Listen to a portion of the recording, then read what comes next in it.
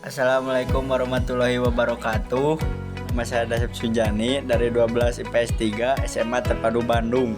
Di sini saya akan menjelaskan tentang pengaruh kemajuan IPTEK terhadap Negara Kesatuan Republik Indonesia. Oke, yang pertama, pengertian dari IPTEK itu sendiri adalah sumber informasi yang mampu menambah wawasan dan kemampuan di bidang teknologi. Selanjutnya, manfaat dari IPTEK yang pertama adalah kehidupan manusia menjadi lebih praktis, yang kedua ekonomis dan efektif, yang ketiga menghasilkan keuntungan secara material, yang keempat mudahnya berkomunikasi tanpa batas, yang kelima memperluas jaringan di berbagai aspek kehidupan. Adapun dampak dari IPTEK itu sendiri ada dua, yaitu dampak positif dan dampak negatif yang terbagi menjadi 4 aspek. Yang pertama aspek politik, yang kedua aspek ekonomi, yang ketiga aspek sosial budaya, dan yang keempat aspek hukum, pertahanan, dan keamanan. Dampak positif dari aspek politik menjadikan nilai-nilai seperti keterbukaan, kebebasan, dan demokrasi berpengaruh kuat terhadap pikiran maupun kemauan bangsa Indonesia. Kemudian dampak positif dari aspek ekonomi yaitu satu, makin meningkatnya investasi asing atau penanaman modal asing di negara kita. Yang kedua, makin terbukanya pasar internasional bagi hasil produksi dalam negeri. Yang ketiga, mendorong para pengusaha untuk meningkatkan efisiensi dan menghilangkan biaya tinggi. Yang keempat, meningkatkan kesempatan kerja dan devisa negara. Yang kelima, meningkatkan kemakmuran masyarakat. Yang keenam, menyediakan dana tambahan untuk pembangunan ekonomi. Selanjutnya, dampak positif dari aspek sosial budaya. Kemajuan teknologi dan informasi yang ditandai dengan munculnya internet dan makin canggihnya alat-alat komunikasi. Dengan adanya informasi tersebut, kita bisa mencontoh atau belajar banyak dari tata nilai sosial budaya, cara hidup, pola pikir yang baik, maupun ilmu pengetahuan dan teknologi dari bangsa lain yang telah maju untuk kemajuan dan kesejahteraan kita. Dan yang terakhir, dampak positif dari aspek hukum, pertahanan, dan keamanan. Di antaranya adalah yang pertama, makin menguatnya supremasi hukum, demokratisasi, dan tuntutan terhadap dilaksanakannya hak asasi manusia. Yang kedua, menguatnya regulasi hukum dan pembuatan peraturan perundang-undangan yang memihak dan bermanfaat untuk kepentingan rakyat banyak. Yang ketiga, makin menguatnya tuntutan terhadap tugas-tugas penegak hukum, polisi, jaksa, dan hakim yang lebih profesional, transparan, dan dapat dipertanggungjawabkan.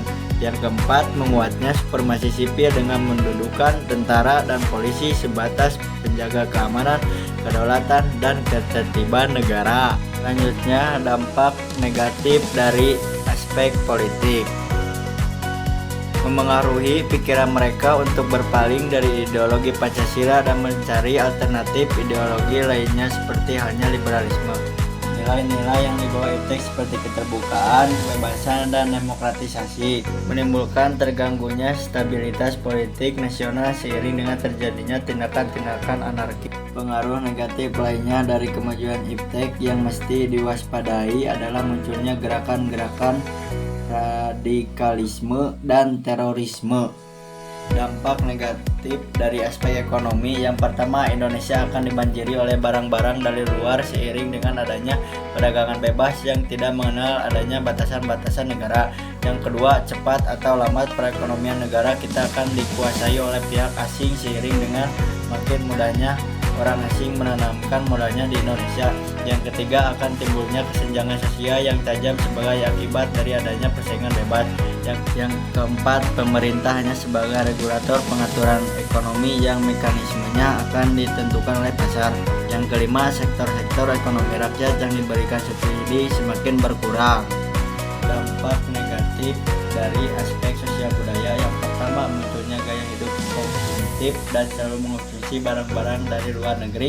Yang kedua, munculnya hedonisme, yaitu kenikmatan pribadi dianggap sebagai suatu nilai hidup tertinggi. Yang ketiga, adanya sifat individualisme, yaitu sikap selalu mementingkan diri sendiri serta memandang orang lain. Yang keempat, bisa mengakibatkan kesenjangan sosial yang semakin tajam antara yang kaya dan miskin. Yang kelima, munculnya gejala westernisasi, yaitu gaya hidup yang selalu berorientasi kepada budaya barat tanpa diseleksi terlebih dahulu. Yang keenam, makin memudahnya semangat gotong royong, solidaritas, kepedulian, dan kesetiakawanan sosial. Yang ketujuh, makin lunturnya nilai-nilai keagamaan dalam kehidupan bermasyarakat. Dampak negatif dari aspek hukum, pertahanan, dan keamanan. Yang pertama, menimbulkan tindakan anarkis yang dapat mengganggu stabilitas nasional dan ketahanan nasional. Yang kedua, berkurangnya peran masyarakat dalam menjaga keamanan, ketertiban, dan kedaulatan negara. Membangun sikap selektif dalam menghadapi berbagai pengaruh kemajuan iptek. Dengan sikap selektif, kita dapat mengambil keuntungan dari kemajuan iptek dan terhindar dari dampak buruknya karena kemajuan iptek telah melalui proses penyaringan. Alat penyaringannya adalah Pancasila. Sikap selektif terhadap pengaruh kemajuan iptek di bidang politik. Bangsa Indonesia harus mampu menunjukkan eksistensinya sebagai negara yang kuat dan mandiri, namun tidak meninggalkan kemitraan dan kerjasama dengan negara lain, seperti yang pertama, mengembangkan demokratisasi dalam segala bidang. Yang kedua, mengaktifkan masyarakat sipil dalam arena politik. Yang ketiga, mengadakan reformasi lembaga-lembaga politik agar menjalankan fungsi dan perannya secara baik dan benar. Yang keempat, memperkuat kepercayaan rakyat dengan cara menegakkan pemerintah yang bersih dan berwibawa. Yang kelima, menegakkan supremasi hukum. Yang keenam, memperkuat posisi Indonesia dalam kancah politik internasional. Selanjutnya, sikap selektif terhadap pengaruh kemajuan iptek di bidang ekonomi. Sistem ekonomi kerakyatan merupakan senjata ampuh untuk melumpuhkan pengaruh negatif dari kemajuan iptek dan memperkuat kemandirian bangsa kita dalam semua hal. Untuk mewujudkan hal tersebut, perlu kiranya segera diwujudkan hal di bawah ini. Yang pertama, sistem ekonomi dikembangkan untuk memperkuat produksi domestik. Yang kedua, pertanian dijadikan prioritas utama. Yang ketiga, industri haruslah menggunakan bahan baku dari dalam negeri sehingga tidak bergantung impor dari luar negeri. Yang keempat, diadakannya perekonomian yang berorientasi pada kesejahteraan rakyat.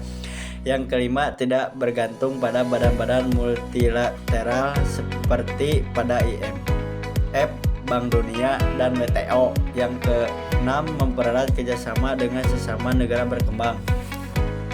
Sikap selektif terhadap pengaruh kemajuan iptek di bidang sosial budaya. Kemajuan iptek telah membawa pengaruh dalam perilaku yang ditampilkan oleh setiap masyarakat. Antara lain adalah yang pertama, terbuka terhadap inovasi dan perubahan. Yang kedua, berorientasi pada masa depan daripada masa lampau.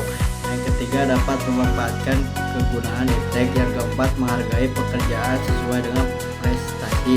Yang kelima, menggunakan potensi lingkungan secara tepat untuk pembangunan berkelanjutan. Yang keenam, menghargai dan menghormati hak-hak asasi manusia. Sekian penjelasan dari saya. Mohon maaf bila ada kesalahan dan kekurangan. Wassalamualaikum warahmatullahi wabarakatuh.